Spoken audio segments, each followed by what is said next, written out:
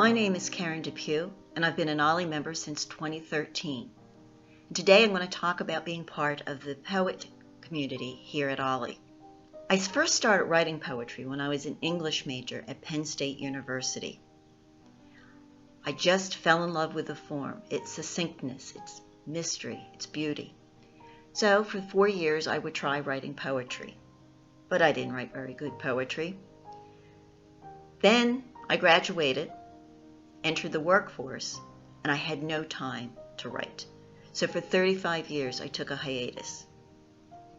But then in the 2000s, a friend of mine started writing poetry, which she shared with me. And I noticed something. The more she wrote, the better she became at writing poetry. So a light went off. If I ever wanted to be a decent poet, I had to write more poetry.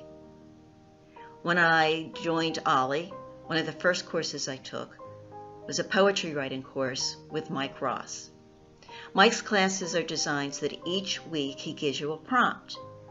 You go home and write a poem, bring it back the next week to share with the class and get feedback. Well, first I thought there is just no way I can write a poem a week, but Mike proved me wrong. I learned over several courses that not only could I write a poem a week, there was at least one good poem that I wrote that I really liked. It was a decent poem. So I'm going to share one of those poems with you. The prompt Mike had given us was to write an ekphrastic poem, which is one that is inspired by either a painting or a piece of sculpture. The painting that I chose was an abstract painting by Pablo Picasso called Tet de Femme. It was a fractured day when I sat for him. My lover had informed me over coffee and bread that morning that I was being replaced by another.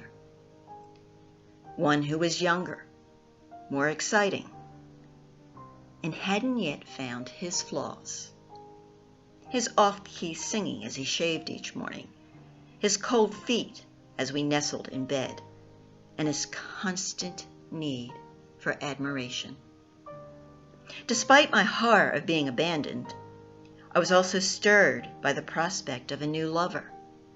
My breasts still firm, my hips still mesmerizing, my full lips still promising.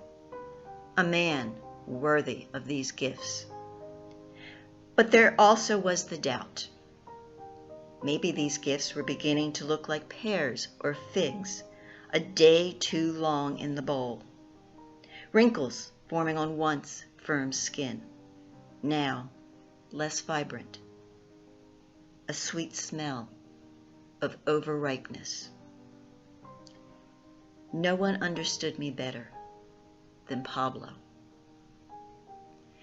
The next poem I'm going to share was written during the COVID quarantine. Since OLLI's poets could no longer meet together in person, we formed an online group called the Barricaded Bards. And the Bards were organized similar to Mike's class. One of us each week would give the group a prompt, and then we would write a poem and share it with the group and get feedback. So the poem I'm about to share with you was written with the prompt to write about an ordinary household object. Mugshot. Day and night, I sit on a shelf, stone-faced, along with others of my kind. Harsh fluorescent light wakes me, and the sounds begin. Grinding, splashing, dripping. A hand lifts me down. My bottom makes a clink on a cold, hard surface. Burbling starts. Hot liquid warms my round interior. An aromatic steam rises from my mouth. I'm picked up, tilted. Liquid slides over my curved lip and passes down another set of warm pink lips. A pause. Contentment.